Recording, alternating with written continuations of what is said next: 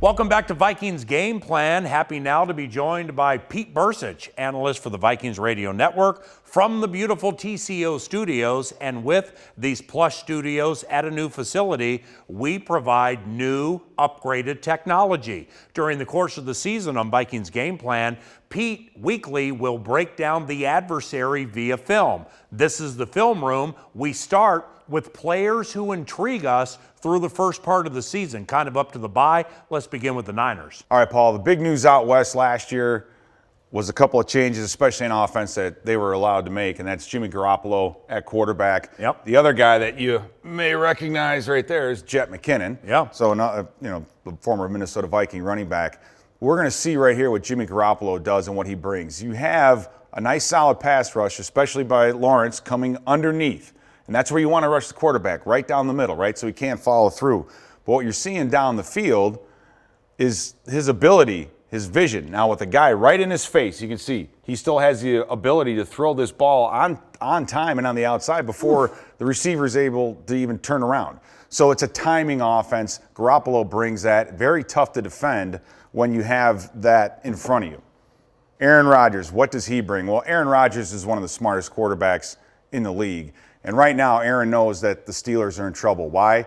You have a running back and two receivers, and you have 1, 2, 3 defenders. So he knows he has the number count that he wants. Yep. And New guy. And all he's going to do is let these guys sort themselves out right here, in and out, just a kind of a scramble.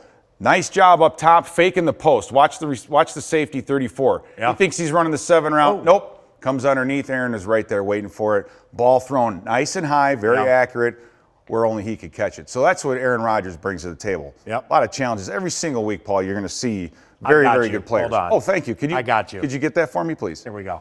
It's too bad we're on play number 3. Awesome. Thank you. Buffalo week 3 at home. Now, Buffalo, we knew from last year in the preseason that they like to run the football, but they're a physical defense as well. You'll see here, Matt Khalil, a name that we're familiar with, but Jerry Hughes, a defensive end, had already beaten Khalil twice up the field around the outside. Yep. And Jerry Hughes, being the smart defender, he knows exactly what comes next, and that is he knows Khalil is going to be very, very top-heavy, expecting the speed move. Yep. But he pulls the rug out from under his feet, gives him the spin, gets up Cam Newton trying to get out another defensive lineman there to sack him, and you see what happens here at the end. This, if you're an offensive coach, is what they call no bueno. Philadelphia Eagles, a very, very vaunted defense, especially this guy on the outside, Fletcher Cox. But it's amazing what they put together to get this guy one-on-one. So you look at the number counts. You have basically 1, 2, 3 to block these 4 or possibly 5 guys. Can I get a witness for these graphics? Holy cow. What they want to do is pull the center and get his attention to go to the left, which then you see that the center's looking left. That gets the one-on-one here. Fletcher Cox, one-on-one. I don't know if anybody can block him. Gets underneath the pad level of the offensive guard and right into the pocket of Newton. Not able to follow through, and then with the tip comes the overthrow. There he goes. So this is why guards are becoming so important in the league. They have to be able to pass protect. The days of road graders are over. The Arizona Cardinals, what's going on out there? Well, they still have one guy named David Johnson, who's an outstanding running back. But don't forget about this guy out here, Larry Fitzgerald, who we all know about his records. We all know about what he can do. But one of the more outstanding wide receiver blockers in this league.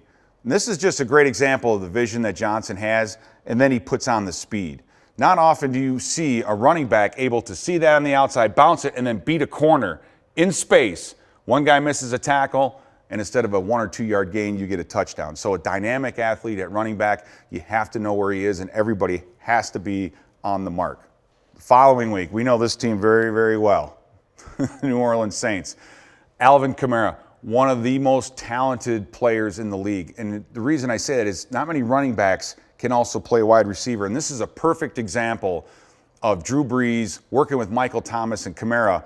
The safety from New England over the top. He sees both those guys, but it can't press over there. He has to play the middle of the field, and a ball delivered to Kamara right in the hands, right where it needs to be. He's able to run routes and catch balls down the field just like a regular wide receiver would. Yeah. He's very, very tough to cover. And finally, staying with the Saints, and this is just an unbelievable duo that they have, Kamara starts in the backfield and he shifts outside. And what that ends up doing is pulling the safety down.